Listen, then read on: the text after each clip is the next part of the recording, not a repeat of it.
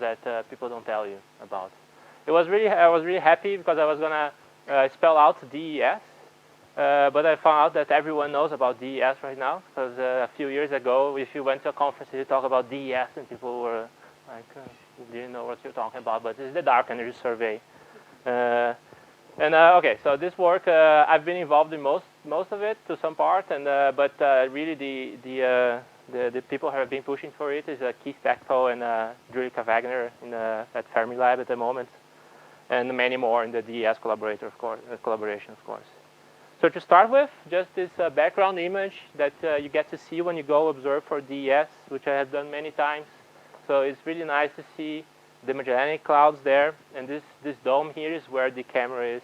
It's a camera that has a more or less 2 degrees wide field of view, and it's basically doing what SDSS did, but to about 1.5 magnitudes deeper, and in the southern hemisphere. All right, so we start by already seeing some dwarf galaxies here, some classical dwarfs, the LMC, which has this stellar mass, and the SMC over there. So if we just keep going down that mass scale, that stellar mass scale, you go to Fornext, WLM, Pegasus, and so on, until some of the recent discoveries from DES, right? But you can keep pushing the limits to even fainter dwarf galaxies. This, as you can see, is a very nice dwarf galaxy, Segway 1. It is very, very conspicuous, and it has only 300 solar masses. It makes it a bit easier when I highlight the sources that actually belong to this galaxy. And you may think that this is just because it's the discovery image is ground-based. No, this is a HST. This is the discovery image. And now this is a HST overlaid on top.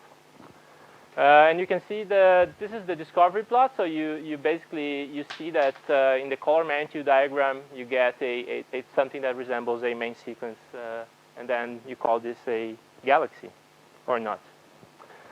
So some people in the field have started revising the concepts of galaxy, and they come up with this: a galaxy is a gravitationally bound collection of stars whose properties cannot be explained by a combination of baryons and Newton's law of gravity, which is okay, all right. And but basically, to confirm that it's a dwarf galaxy, we would like to actually measure how much dynamical mass this thing has, right? And as Matt showed this morning really nicely, basically what we do is just to take all stars that we think are members, we observe them with a spectrograph, and then we try to measure the velocity dispersion for those stars with all those complications involved. And we find that Segway 1, the one I showed before, has a mass-to-light ratio of 1,000, which is huge. But sometimes it's not that easy because you basically run out of dynamical tracers.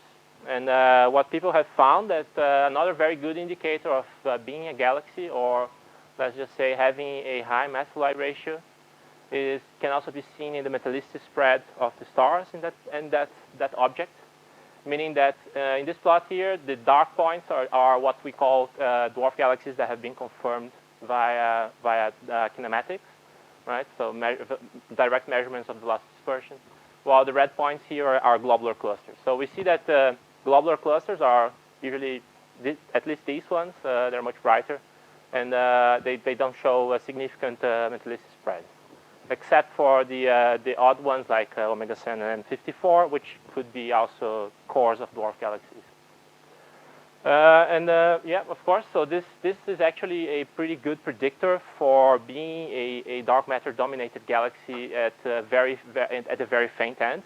And for some dwarf galaxies, it might be one of the only discriminators possible, because we don't have really enough stars to compute a proper velocity dispersion. But we could compute a metallicity spread. So this is the discovery timeline for dwarf galaxies, or for ultra-faint dwarfs, well, for satellite galaxies. So when digital sky surveys started happening, we got this really boom on the discovery. And when there was a brief period where there were no surveys in the south, but then DS started, and Pan-STARRS and Hyper-Suprime-Can survey also started, and we get this more than double the number of dwarfs in DES in particular. At each data release, we get basically a few new dwarf galaxies. And the field symbols here are the ones that were confirmed either by measurements of velocity dispersion or some other alternative method. So some very early DES results are shown here. So this is just a plot of the density of stars on the sky, seeing as the first year of the data release of DES, and you see a few objects. Here's the LMC. The center is here, but you can still see some overdensities there. You see some globular clusters here, and you see some strange things that were not classified. And these are actually dwarf galaxies that you don't really need to do anything to find them. You just plot the density of stars. So the proper search is a bit more complex than that. We have three approaches. One is the visual inspection of images. One is applying a filter in color and magnitude. And the third one is applying a matched filter and a maximum likelihood fit to the structure and stellar population of the dwarf galaxy. So the filter technique works basically by constructing a filter in color and magnitude where this filter is representative of a node stellar population, like almost all ultra-faint dwarfs that we know. I mean, all ultra-faint dwarfs we know have only old stellar populations. You apply this filter to all the stars you see in a given region, and then you see you remove lots of sources after you apply this filter. And then after you apply a smoothing kernel to that distribution of sources there in order to enhance a given scale, where the scale is given by the size of the object you're trying to find, right? This method is very simple, and it's super fast, and it's relatively model independent because you can enhance scales that are a bit model independent. So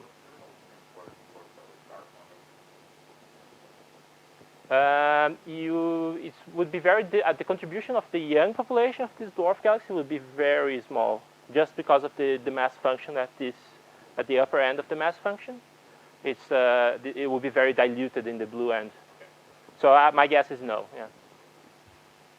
So the way the method works is well depicted in this video. So basically, the red polygon that you saw going down is this filter in color and magnitude. I'll just play it again. So as you go down the filter, you see when you match the exact distance. So going down in magnitude here is going down in distance. So you're sweeping different distance steps, and as you go down, you actually see this cluster here. It's actually a globular cluster. You see it pop out and off the image. So just as a parenthesis, I had to show this because it's really cool. The same technique is used to find streams. And why do we use this technique? It's because it's fast, and you can actually apply to the whole footprint of the survey.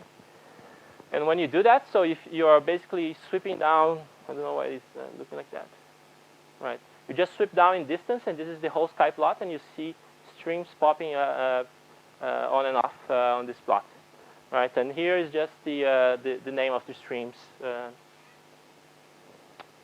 So you get a guide. So actually, we found 11 new streams. Four are known, and 4 known streams in the DS footprint. Right.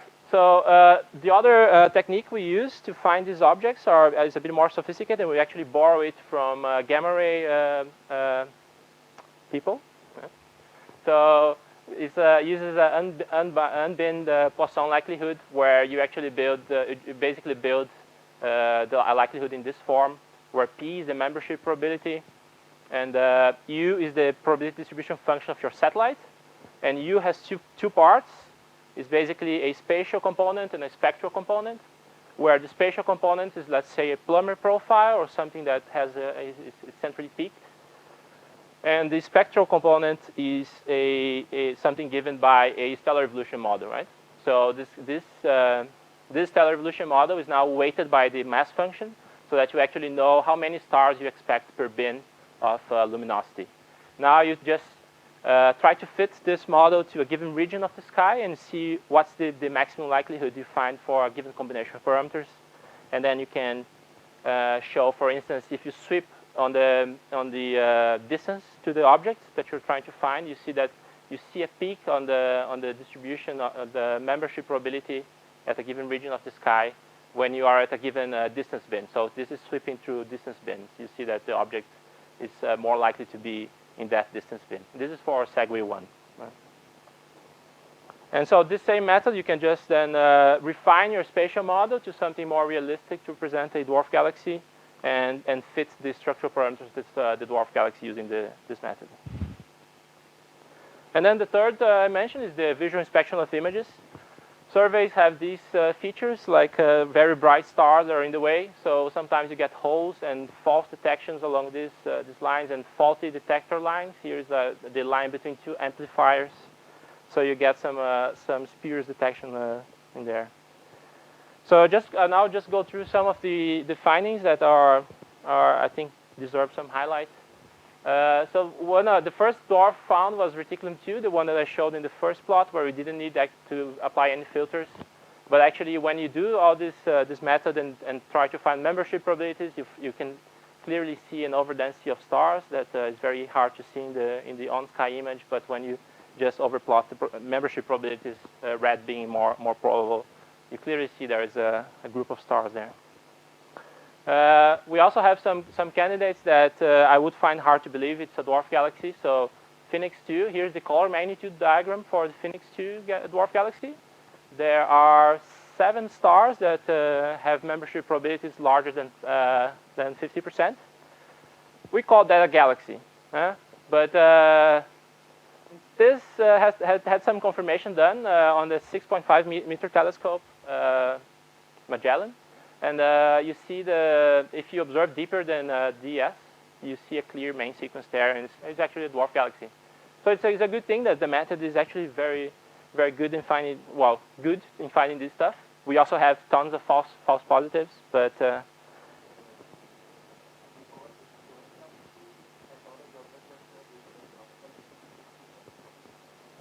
for now, yes, only on half-life radius. Yeah. Is larger than 20 parsecs or something like that. Yeah. So yeah, at a given size, it's pretty unambiguous what is what, right? But there's a region where these things mix. Then finally, Tucana 3, which is an interesting one because it's actually in this regime where we are not quite sure what it is. So if you plot the half-life radius versus the absolute magnitude of this object, the blue points here are dwarf galaxies. You see Tucana 3 kind of falls over there. But more and more you're starting having stuff that we call now globular clusters going into this regime as well. So we're not really sure if Tucana 3 can be classified as that. And the main thing about Tucana 3 is that the metallicity dispersion here is we can only put an upper limit on it, and it could still be consistent with being a globular cluster. So it could be a really puffed up globular cluster that's close to disruption. And we actually see streams around it. So this is a on-sky plot, the density map. Here is Tucana 3, and you can see clearly some streams there. And Dennis has shown really nicely that since Tucana 3 is close to the LMC and it has had a passage to within 12 kiloparsecs of the LMC, you could actually have it affected its orbit, right? So one way of checking that is seeing how do the proper motions. So you expect that the proper motions will be only on the line of the stream, right? But if you have some interaction with the LMC, you can actually have perpendicular proper motions. So what you see here in this plot is what do you expect for the deviation perpendicular to the stream in proper motion as a function of the mass of the LMC, right? So it's a really nice prediction. You have to talk to Dennis about it, yeah.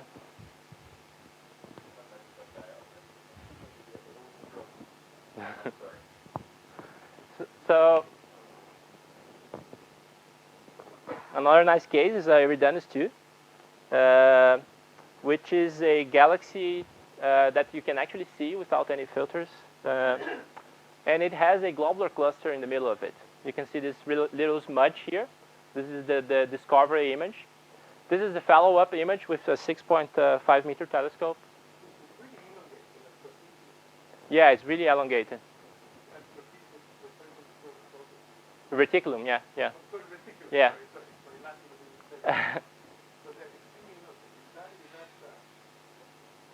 Yeah, it is. There's very few effects that could mimic that. But yeah. Oh, anyway, there's a cluster here, and it's actually the lowest stellar mass dwarf galaxy to contain a globular cluster. Right. This is the globular cluster. And to believe even more, this is an HST image of the globular cluster, and this is the color magnitude diagram that I've built from the photometry. Right, so the cluster is real. We can actually show that the cluster is off-center from the galaxy by approximately 45 parsecs in projection. And we can use this cluster and an argument for it is there, right? It survived somehow. It is we see today. So we might what we did is that we ran a suite of n-body models for this cluster, starting at different distances to this galaxy, in two potentials. One that is a cusped galaxy, one is a core galaxy. And if the galaxy is cored, by dynamical friction, by dynamical friction, the cluster would always tend to sink into the center of the galaxy. But if you have a region of constant density close to the center, what you get is a stalling of the dynamical friction. So the cluster will sink down and stall at a given radius, which is shown here in this zoom-in image of the cluster around the center of the galaxy, every density. So we found that to have this cluster to survive until today, right, and observe it very close to the center of this dwarf galaxy, if the galaxy is cusped, what you need is that the cluster needs to be in projection very far away, very close to the center, but in reality it needs to be very far away from the center of the galaxy. Otherwise, it wouldn't have survived, right? While in a core galaxy, the tides are less strong, and because of this stalling effect, actually you expect the cluster to be in the center of the galaxy.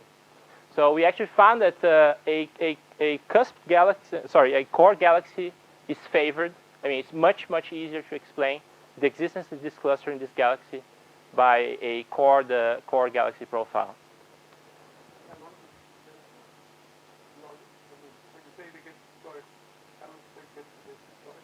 So it is tricky because it's a function of the initial mass of the cluster as well. But in this case, we integrate until disruption. And if the cluster disrupts before being able to observe it, right? So we find that the cluster has to evolve for at least 6 gigayears until it dissolves. Yeah, but there is evidence that the cluster is older than 6 gigayears, right? And yeah, that's another thing. The cluster needs to be between 6 and 8 gigayears, and the cluster is observed to be at least 10 from photometry. It is something 10 to the 4 solar masses. Yeah. The cluster is about 10% of the mass of the galaxy in stars.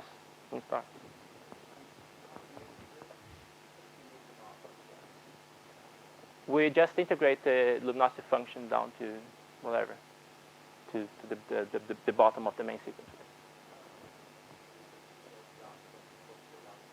Oh yeah, so we found there has been measurements of the dark matter, the velocity dispersion in this galaxy, and it's found to have a mass of 10 to the 7 solar masses within the half-light radius.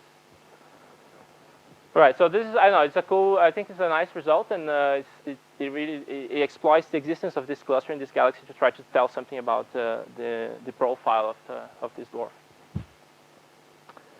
So finally, the thing that might interest you a little bit, the satellite luminosity function in the Milky Way. So nice, we have all these detection tools. Now we have to quantify how efficient these tools are. And the way we do it is just by simulating the whole survey again, by injecting objects that we know how they look, right? So we inject a bunch of simulated satellite galaxies in data that looks like in the DES data. And we mimic all the systematics that we have measured in DES, such as gaps and completeness issues. And then we run all these search algorithms through this through this mock data and see how many we can actually recover. So doing this exercise is exploring a very big parameter space because you have to change satellites in distance to the galactic center and their sizes and their masses, and also to some extent to their profile shapes. So some very preliminary results on that. More is coming really soon. In a few months, there will be the results coming out. But here's the completeness, and as a color code. I mean, the chance of detecting a satellite in the color code as a function of the radius of the dwarf galaxy and its absolute magnitude. So there's this cutoff at the surface brightness of 30. And this is just the detection probability as a function of a heliocentric distance. So basically, by building these plots here and doing the simulations, we can then go back and take all satellites discovered in pan stars and DES, which this basically is everything we discovered so far, right? Because pan stars include SDSS. And really building the completeness corrected luminosity function for the dwarfs. So this was also depending on sometimes with background galaxies, or It is is it involved over them? Is it marginalized over them? Yeah, because we insert the dwarfs in the data itself, right? So the fluctuations in the background are real, are the observed ones. Well, I remember, I guess, talking to Alex, he was saying that the background galaxies, for whatever reason, in the US, don't seem to be a problem, or at least don't really work. The background galaxies, you mean star galaxy classification? Or? I guess in Sloan that was a big deal for identification of work, but for whatever reason, DES doesn't matter. DES is still a big issue. I think both the sight and the telescope and the camera quality might contribute to having better image quality in DES. So I would say that maybe at the same magnitude level, DES performs better in star galaxy classification, but it's still an issue, and a big issue actually. So, right, just moving on. So some future surveys, I think it's nice to talk about to have some perspective. The Hypersupremicam is a very modest survey in a very nice telescope, which is an 8-meter telescope, the Subaru telescope. It only observed 300 square degrees of the sky, which is less than 1% of the sky, and it found two of these tiny dwarf galaxies, or to be confirmed dwarf galaxies. Right? And then that makes us LSST looks very promising, right? We might discover tens to hundreds of similar ones in LSST, but it won't be an easy task. So as you move to larger and larger distances, this is just a simulation of a Draco-like dwarf galaxy. This, in this case, put at one megaparsec from us, right? And you start seeing that it starts to be very hard to resolve individual sources there. You start to get much of this diffuse light component to the dwarf galaxy. And as you move to greater and greater distances, you start seeing that the galaxy basically turns into a smudge on the sky. Right?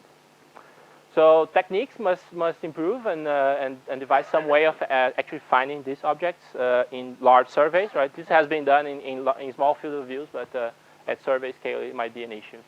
And another issue is the misclassification of star and galaxy. So this is a Hypersupremicam, which is similar to what LSST will look like, color magnitude diagram. And all these stars here are misclassified galaxies. All the sources here are misclassified galaxies. And in the dashed line here, you see what would a filter to find a dwarf galaxy would look like. So you would essentially filter many of these galaxies in your filter to try to find dwarfs. If you move to, let's say, a distance to 2 megaparsecs, but yeah, anyway, it would still affect a lot galaxies at 200 kiloparsecs. And this is even a more worrying way of showing that. So this is the magnitude. Here is the number of sources. In blue are what you classify as a galaxy in the Hypersupremicam survey. And in red is what you classify as a star. And you can clearly see that below the magnitude of DES, more or less, the limiting magnitude of DES, of 24th magnitude, you see this real big peak here, which remarkably resembles the distribution of background galaxies, right?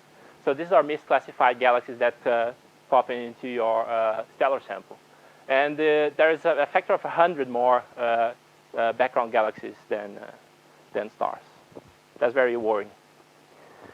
So we can try to be clever about it and do color selections. But if you do optical color selection, stars, here shown in red, and galaxies in black, they do overlap a lot in their most abundant regions, with close to the main sequence of a node stellar population. But if you move to a combination of filters that involves blue filters and infrared filters, you can actually see that the stellar locus splits out really nicely. And as a bonus, you can actually, the color code here shows the photo Z for the background galaxies that you are now able to classify. You also get very good photometric redshifts if you move to infrared. But then you need to move to the infrared, and that's very, very time-consuming. All right, so just the concluding remarks. Moving forward will be increasingly difficult, mainly because of star-galaxy separation and this distance limit. Breaking this 500 kiloparsec distance limit to resolving individual stars in dwarf galaxies might be an issue if we don't devise this, some methods to deal with that. We're starting now to see some hierarchical structures in this dwarf galaxy. I didn't mention at all, but many of the DES dwarf galaxies are believed to be companions of the LMC. And there's now been active searches of dwarfs of dwarf galaxies, of the more massive dwarf galaxies that we find.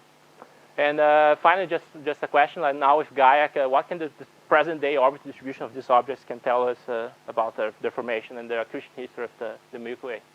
And just a reminder that the LSST will actually continue to much deeper magnitude. So this is not labeled, but this is the 26th magnitude. And LSST will have some proper motion. Here's said parallax, but it's basically the same thing.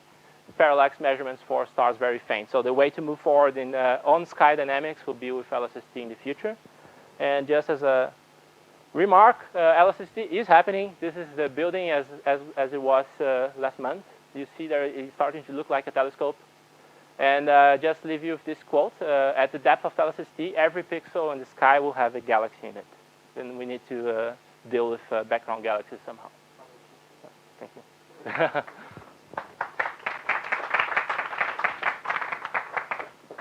Thanks, Eduardo.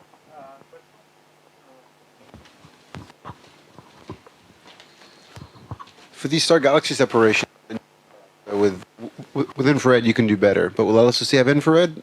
No. So what's the plan with LSST? Like, what's the hope to kind of break into that region with LSST? I don't think there is a clear strategy on star-galaxy separation below magnitude of 24. So at magnitude 24, I know we can get the help of Euclid, because Euclid will have a much smaller PSF than LSST. So we could actually cross-match LSST with Euclid to try to see the sizes of the sources and use the size as a star-galaxy separate classificator. And then a kind of related question to the proper motions in LSST. Well, the proper motions that are kind of, I mean, they're pretty big errors at 26, let's say. Will that be useful for doing things with distant galaxies, for like getting rid of contamination? Because I mean, only contaminants with huge proper motions will really be able to be distinguished. Yeah, I really don't know. This is a very preliminary expectation for LSST, and I honestly don't know. I would expect to some extent it would help.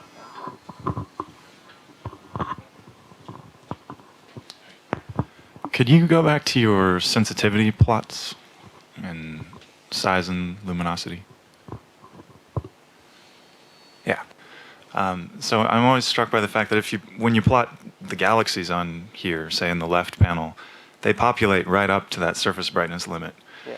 And I know we're used to thinking in this field about how many galaxies are hiding at low luminosity. I think there's value in asking how many are hiding at low surface brightness. And so it seems like you could quantify a surface brightness function from this. And I also have a question for the simulators as to, do you produce many galaxies at very low surface brightness? Yeah. So with HyperSuPrimicam, these two dwarf galaxies that I show here, I didn't show them in that plot, but it's actually pushing the boundary along that line. I mean, it is going to lower surface brightness, fainter surface brightness regime. So as far as we know, there is this line is actually a detection threshold and not any physical thing. Yeah, so that's what I was going to ask about LSST's surface brightness limit, because, I mean, in many of our simulated ultrafaint dwarfs, they are actually to the right of that 30, the magic, it's always 30 for whatever reason, everything's at 30, but we predict things there, although it's not clear that how robust those predictions are because the resolution is really being pushed. But anyway, what do you think LSST can do in terms of that surface brightness limit? Yeah, my naive expectation is just push it to 32 or something like that, because it's going 4 magnitudes deeper or something like that. And of course, it's a number game of size of galaxy distances and everything. But my expectation would just keep pushing it, and we would be able to build these completeness functions and see that if we are complete here, of course, and we find no galaxies, then we can start thinking that this limit might be a physical thing. You know, according to this, you only have sort of 25%. I guess it depends a little bit on I don't know what priors you threw in here to calculate this percentile. I mean, the predicted detection probability is going to depend on what your sample that you threw in was, right? But because you have a bunch of stuff piling up against that line that you've already seen, and if you only have a 50% probability there, you can already double it, right?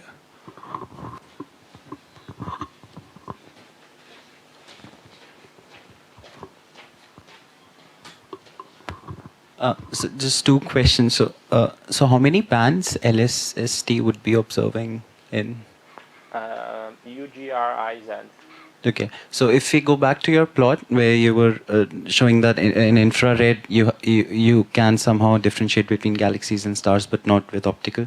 So if you have 5 bands, can you imagine making a color, a 4-dimensional plot, and does it help in differentiating between stars and galaxies? Yeah, so one good way to tell star from galaxies, but not as good as using the K band, is using the U and Z band, which LSST will have, which is a good metallicity indicator as well. So you can kind of use that to build a more robust classification. But it's not as robust as using the infrared. Thanks. And it gets worse because stars that you are interested in classifying are along the main sequence, and the lower main sequence are very cold stars. And then you start really mixing with the galaxies. Thanks. Last question? Trigger question. How many more dwarfs you expect DS to find? So DS is area complete now, meaning that you won't increase depth. Right. We do expect something like five new dwarf galaxies. 5 more, and then that's it. Yeah, but that's like. So the total of in DS, so you plot of how the numbers are increasing. So you stopped at about 60 or so in total. Yeah, something like that. And so we're going to go to 65 and then wait to LSST.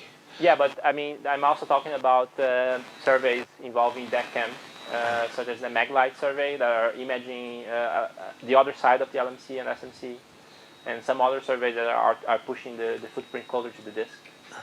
So DES alone, I think we'll find a few more dwarf galaxies, and these new surveys will certainly find 5 or 6 more. Right. Okay. I think we break for coffee now, and we come back at half an hour from now. Okay, so please remember that we have the group picture. Yeah, we have the group picture. Group picture now. Okay, so if you don't mind, let's do it before the coffee break. I think it's better.